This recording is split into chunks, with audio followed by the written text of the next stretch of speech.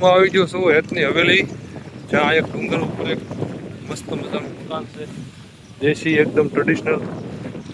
અહીંયા હવા ખાવા માટે, આરામ કરવા માટે જે બનાવતા એવું બધું છે. આખું આંબાનો બગીચો છે, મસ્ત મજાનું કામ છે, મસ્ત મજાની હવા આવે છે અને વરસાદી વાતાવરણ છે.